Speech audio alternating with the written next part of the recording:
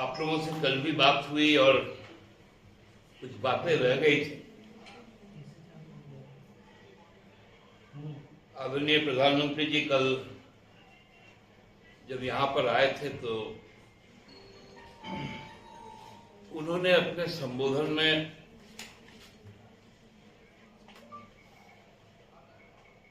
कर्मा पर्व की शुभकामना। प्रधानमंत्री जी को शायद यह नहीं बताया गया कि कर्मा पर्व मूल रूप से किनका पर्व है। ये शरणागत धर्मावलंबी जो लोग हैं मूल रूप से उनका पर्व है और झारखंड के समाज का हर व्यक्ति उस पर्व में शामिल होता है। हम लोग बार बार इस बात को कहते हैं कि आप सरना धर्म के ऊपर अपनी स्थिति साफ करो। आपने देखा होगा कि केंद्र सरकार जो बैसाखी पे टिकी हुई, जो एनडीए का बैसाखी है, जिसमें नीतीश कुमार, चंद्रबाबू नायडू सहित कई लोग हैं, इन सबने प्रत्यक्ष तौर पर पब्लिक डोमेन में ऑफिशियल वेबसाइट जातिगत जनगणना की बात, लेकिन भारतीय जनता पार्टी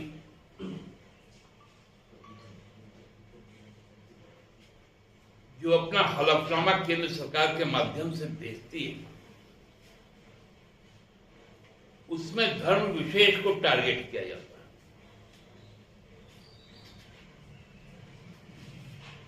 लेकिन सरना धर्म का उल्लेख तक नहीं होता। राजनीतिक कार्यक्रम के पहले सरकारी कार्यक्रम किए जाते हैं।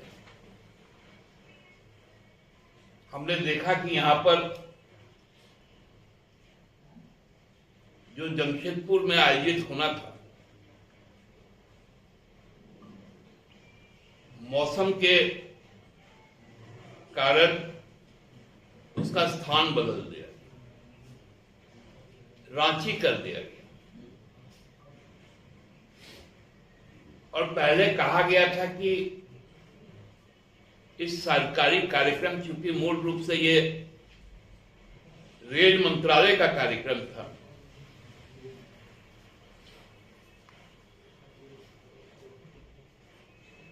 बाकी सब पहुंच गए, रेल मंत्री नहीं आए।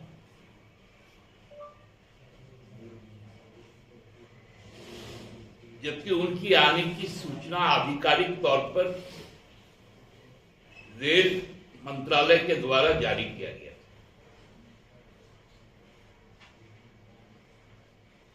उनके कार्यक्रम स्थल पर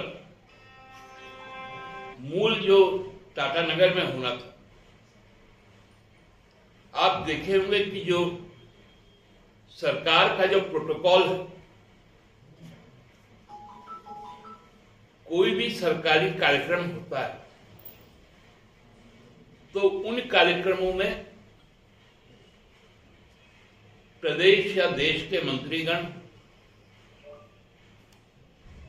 स्थानीय जनप्रतिनिधि जैसे सांसद, माननीय विधायक, माननीय राज्यसभा सदस्य, इनकी उपस्थिति होती है क्षेत्रवार।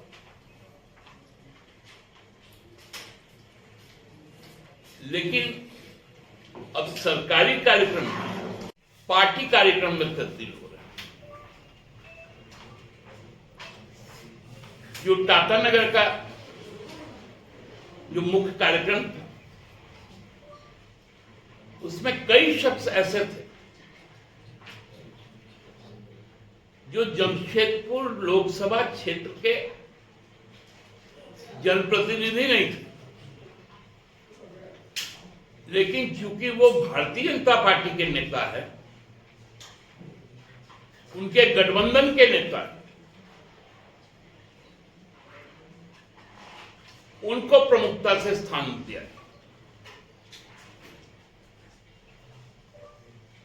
लेकिन टाटानगर रेलवे स्टेशन जिस विधानसभा क्षेत्र के अधीन आता है,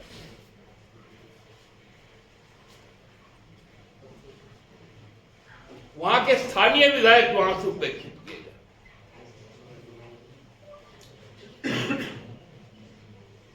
क्यों?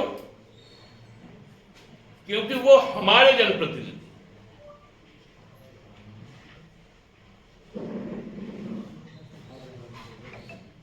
राज्य सरकार के मंत्रियों की उपेक्षा की गई। उसी जिला के झारखंड सरकार में दो मंत्री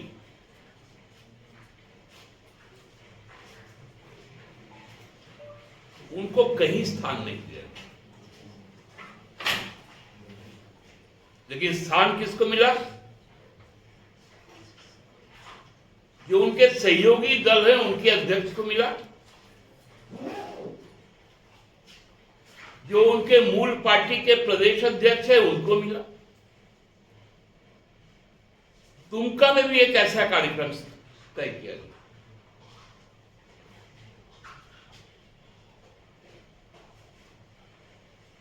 जहां के जनप्रतिनिधि लोकसभा में हमारे दल के, लेकिन जो पराजित प्रत्याशी है भारतीय जनता पार्टी, उनको भी समकक्ष बना दिया मंच पर।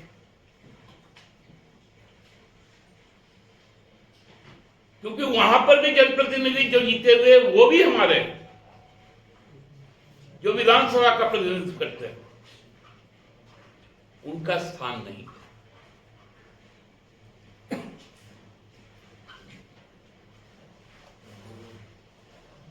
वहां के किसी भी स्थानीय विधायक को नहीं बुलाया गया।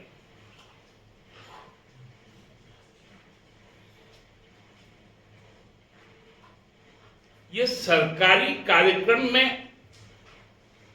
भारतीय जनता पार्टी के नेताओं का आना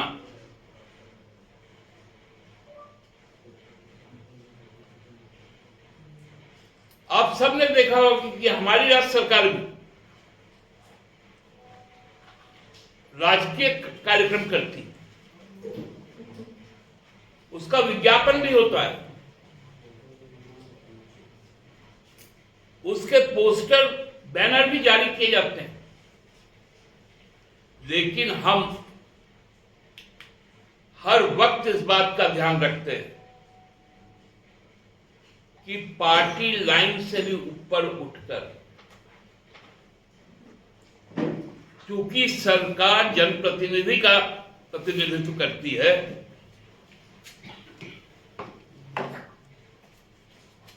तो उनका नाम बहुत सम्मान के साथ लिखा जाता है। भले वो बहिष्कार करते, क्योंकि हेमंत सोरेन सरकार के काम से अब तो प्रधानमंत्री जी को भी डर लगने लगा है, उनको भी चर्चा करना पड़ रहा है।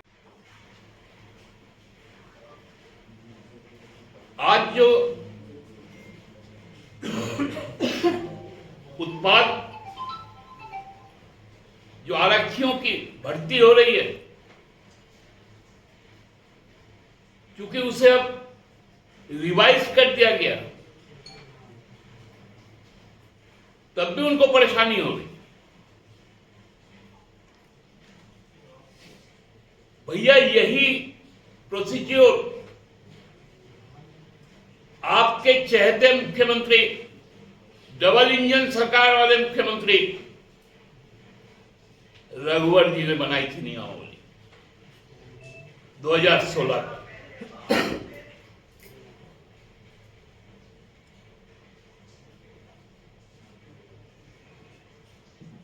उसके लिए इन लोगों के मुंह से आवाज नहीं निकलती।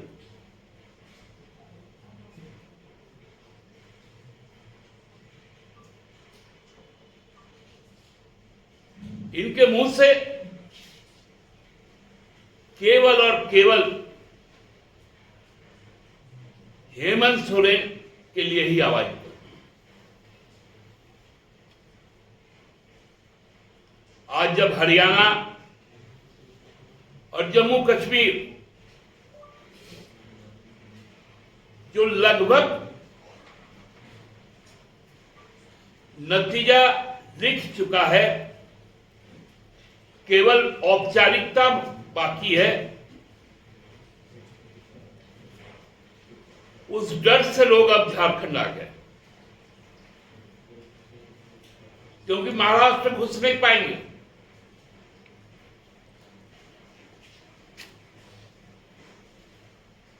सोचा कि सीधे साधे लोगों का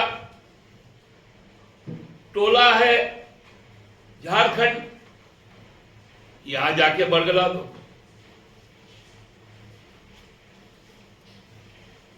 कभी देखे हैं कि कोई प्रधानमंत्री चुनावी सभा के लिए 130 किलोमीटर भागता हूं?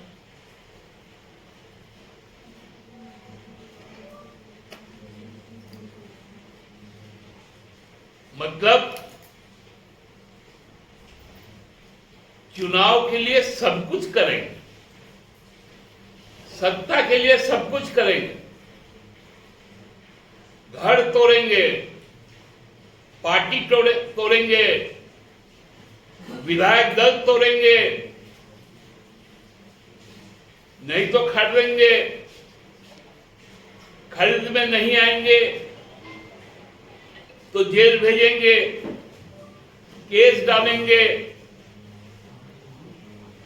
हमको लगता है कि कल का सभा यदि बहरागोड़ा में होता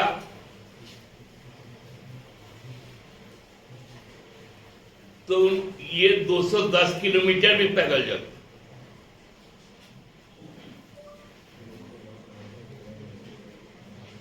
हम लोग इसलिए इस बात को कह रहे हैं कि इन्हीं के आने जाने पर नहीं, लेकिन चूंकि वो प्रधानमंत्री हैं, उनके काफिले को जो सुरक्षा मिलती है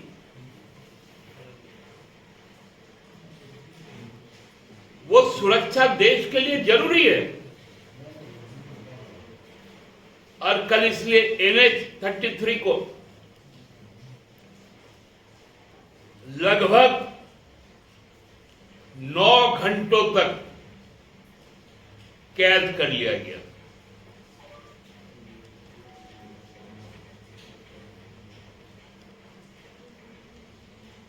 और आप लोग सबको ही जानते होंगे कि बड़ागोड़ा तक बढ़ी तक, बड़ागोड़ा से बढ़ी तक का जो ये NH है, ये झारखंड का स्पाइनल कॉर्ड है ट्रांसपोर्टेशन।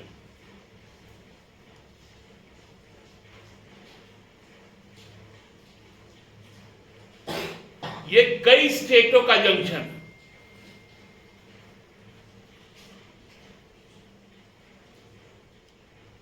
बिहार को, उत्तर प्रदेश को, बंगाल और उड़ीसा से जोड़ता है, बंगाल को दक्षिण के राज्य से जोड़ता है,